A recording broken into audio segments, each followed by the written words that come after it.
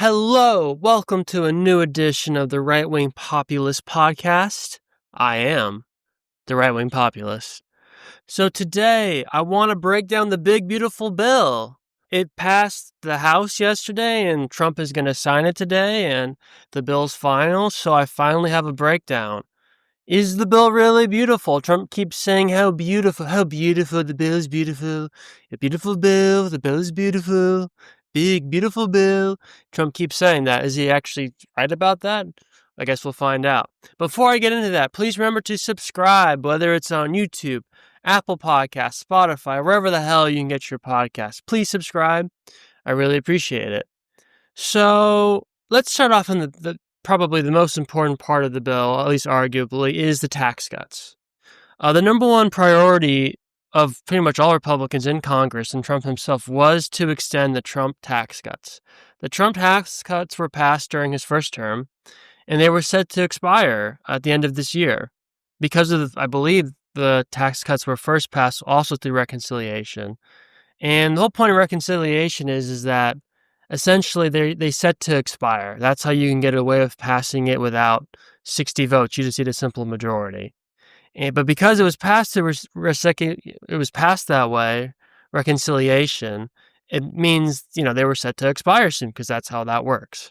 That's how they can be quote unquote revenue neutral, because whenever you pass a reconciliation bill, in theory they expire. So they argue that it's revenue neutral, which is misleading, but that's how you're able to do it, essentially. So they were set to expire, and this new bill, it does extend the tax cuts. Now, that's a W. That's a big W. And the reason it's a W is if this bill hadn't have passed, almost everyone who pays any sort of income tax would have had their taxes increased.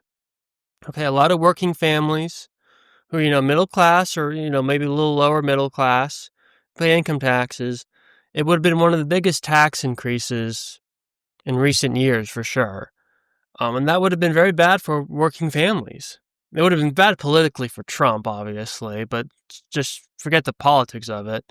It just would have, with inflation, inflation has cooled since Trump's gone to office, thanks to his energy policies, I would argue. But prices haven't gone down. They're still, what they were roughly when Biden was president. So having then a, tax increase on top of that would have been devastating for a lot of middle-class families. So just that is a big W, and, I think that's one of the reasons why it's good that the bill was passed. So yes, now, if we want to talk about the politics of it for a second, again, I'm not sure how much this is actually going to benefit Trump and Republicans for the midterms, because Trump's, in a sense, not going to get that much credit for the tax cuts because all he is extending them, right? Like, it's not like people's taxes are going to go down again. They're just going to stay the same. So I could see Trump not necessarily getting a big political boost because people's taxes are going to stay the same. They're not going to go up.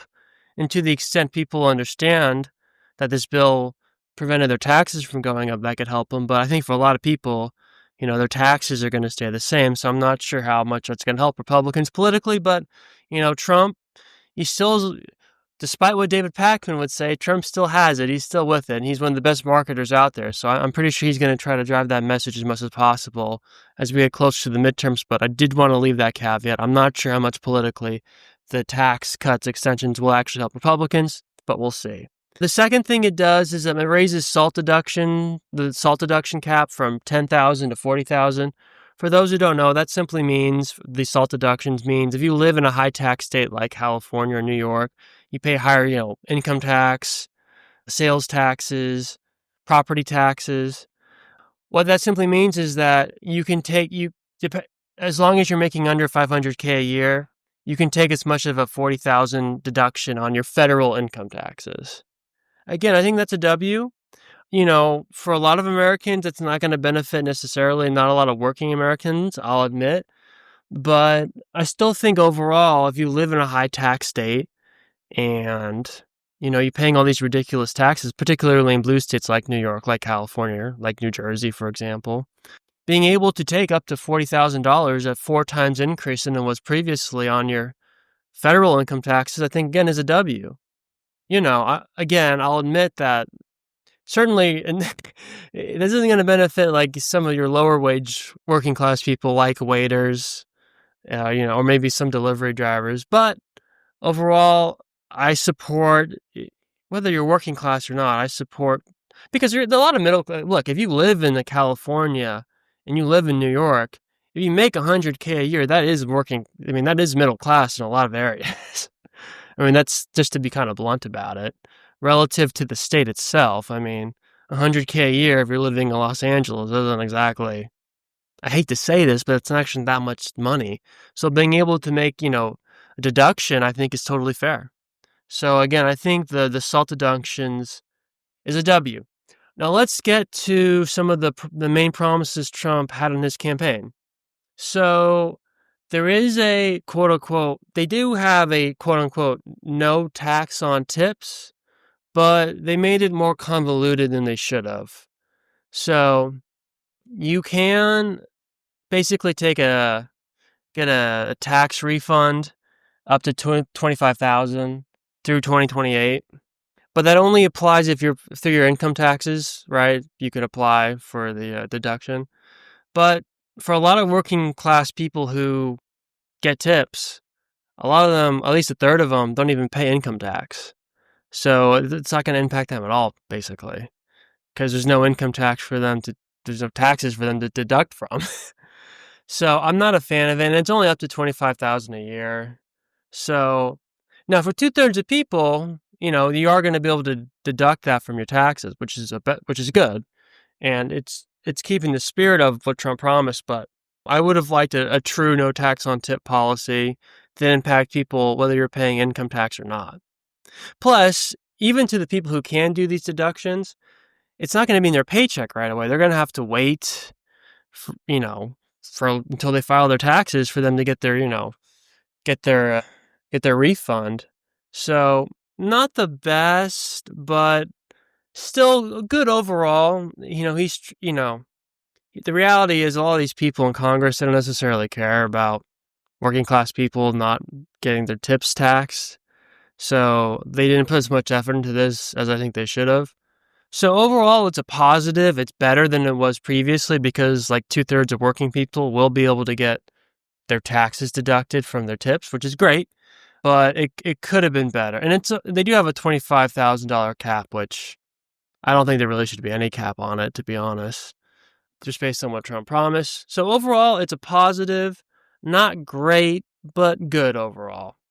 The other thing they did is they increased it's a higher child tax credit. It's $2,500 through 2028 as opposed to $2,000. So they increased that, which is good. They also add a remittance tax. That's a 1%, which I think is great. And they've frankly needed a remittance tax for a while. It's basically a tax when you send money out of the country. And frankly, it should be higher than 1%, but the fact that they added one at all, I think is good. Right, like it'd be, for example, if a worker in the US tries to send like $500 to their family in Mexico. Now there's a 1% tax on that, which I support. I think we should have remittance taxes.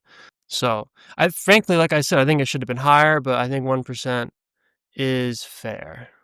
So that sort of goes over basically most of the new tax provisions of the bill. And overall, I think it's a big positive. Not great, but I think overall he did a good job with the new tax reform. I support it. The second most important part of the bill is the new immigration funding. It expands border enforcement and immigration efforts, including $50 billion for the border wall, $45 billion for migrant detention, and new funds to hire over 10,000 ICE agents, which is huge. Trump should have got this money during his first term to build the wall. It's ridiculous it's taken so long. He finally got it. And, the border's maybe the biggest reason Trump got elected besides inflation. So the fact that we got all this money for border security, that almost makes the bill worth it just there. I mean, Biden did such a terrible job with the border that I'm sorry, as much money as Trump said he needed to enforce the border, I think it's fair to give it to him, and Congress did that, so I support that. It's great that we got all that money, and we can finish the wall, finally. I mean, Jesus Christ, taking too damn long. So that's the second thing, and that's great. That's an A+. They did great for the border stuff. We're going to finish the border wall, got more money. We're going to hire more ICE agents. W for the border stuff. The one thing I did not like, it adds an additional $150 billion for military spending, for drones, defense tech, missile programs. That I would not have done. I would not have increased the budget for the military. I would not have allocated those funds. I don't think it's necessary. I think it's the way to save money on the military is to stop sending all our missiles and planes and shit to Ukraine and Israel. You want to save some money for the military. That's how we should have done it, not spend all that money at an additional $150 billion for the military. I don't support that. So that's a bit of an L. The other thing it does is it increases the debt ceiling by $5 trillion. I support that. I'm not, as I've said before, and I'll break this down probably on another podcast. I don't want to get into all the details right now, but I think the debt and the deficit's a bit of an overrated issue. I understand the concerns, but I'm not going to go full like modern day monetary theory on you guys. But there is a train of thought that suggests that the debt and deficit's really not that big of a deal because we control our own money, basically. I don't fully subscribe to that, and I'm simplifying it, and I will do a full breakdown later on, but to those hawks on fiscal policy who really care about the debt deficit, this bill is not good for that. I will totally grant you.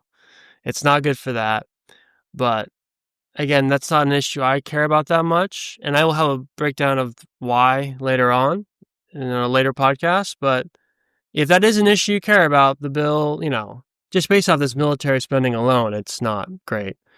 And so, yeah, I did want to mention that. Probably the other thing that's most significant that's drawing a bunch of criticism is some of the welfare reforms. So it does for Medicaid, it does tighten eligibility, it does impose work requirements, and shifts costs to states. It also reforms SNAP. It expands work mandates, and it does sort of change some of the foods that are eligible, less junk foods now eligible for SNAP benefits. So, I want to talk a bit about more of the whole Medicare and Medicaid stuff, because I think that's the biggest thing the Democrats are going to try to use against the bill. So the biggest changes for Medicaid is there are work requirements. Adults under 60 must work at least 30 hours a week to keep Medicaid. Exceptions only for the elderly or severely disabled. Up to 12 million people, according to some, the CBO estimate, could potentially lose coverage. You have to be honest. Second thing is it does sort of shift the cost to the states. It caps federal funding starting in 2026, meaning states will have to cover more of the cost. So, and there's also some drug coverage restrictions. Medicaid will limit coverage for certain high-cost specialty drugs unless manufacturers agree to price the caps or agree to, price caps.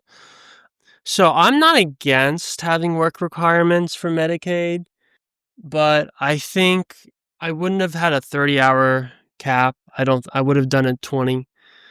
I do think it can be a little bit problematic because, again, I understand the point, but the issue is that while there are exceptions for people who are disabled, the problem here is going to be how it's actually implemented and enforced.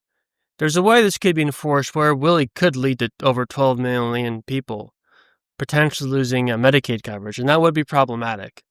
I would not have had 30 hours. I would have done 20 to lessen the blow, make it harder for people to slip through the cracks. And my understanding is RFK Jr.